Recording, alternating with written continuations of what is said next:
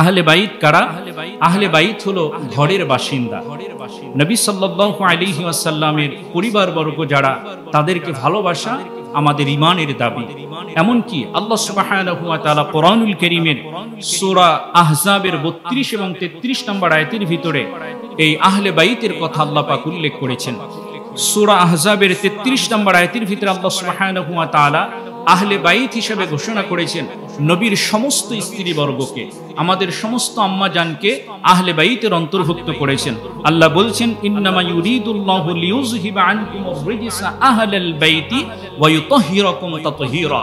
আল্লাহ নবী পরিবারের স্ত্রীদেরকে, নবীর স্ত্রীদেরকে বলছেন, আল্লাহ সুবহানাহু ওয়া তাআলা চান তোমাদেরকে সমস্ত ধরনের অপবিত্রতা থেকে দূর করতে, অপবিত্রতা দূর করতে এবং পরিপূর্ণভাবে তোমাদেরকে পবিত্র রাখতে।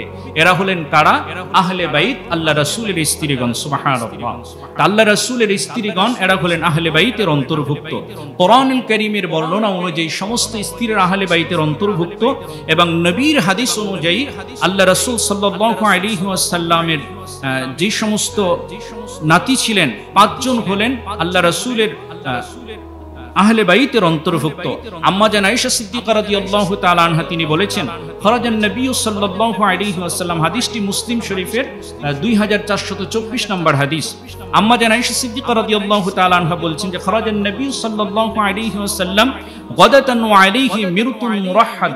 আল্লাহ রাসূল সাল্লাল্লাহু আলাইহি ওয়াসাল্লাম কালো চেক বিশিষ্ট একটা চাদর পরিধান করলেন, মিন শারি আসওয়াদ, এবং যেটা ছিল পশমের কালো একটি চাদর যেটার উপরে নকশা করা, এমন একটি চাদর তিনি পরিধান করলেন। সেই পরিধান করে সেখান থেকে বের হলেন।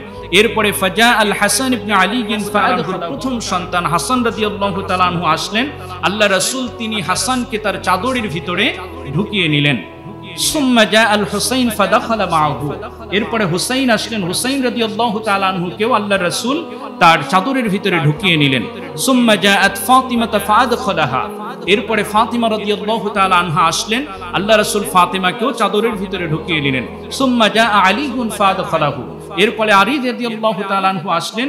আলীকেও আল্লাহ রাসূল চাদরের ভিতরে ঢুকিয়ে নিলেন।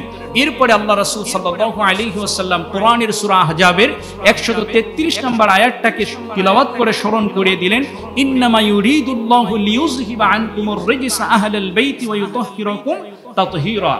আল্লাহ রাসূল বললেন যে আল্লাহ কোরআনে বলেছেন যে আমার স্ত্রীরা হলেন আমার আহলে বাইত, আর আমি আল্লাহ রাসূল ঘোষণা করলাম আমার চাদরের নিচে হযরত আলী, হুসাইন, ফাতিমা এবং হাসান, এই 4 জন এবং আমি, এই 5 জন হলেন আমার, এই 4 জন হলেন আমার আহলে বাইতের অন্তর্ভুক্ত।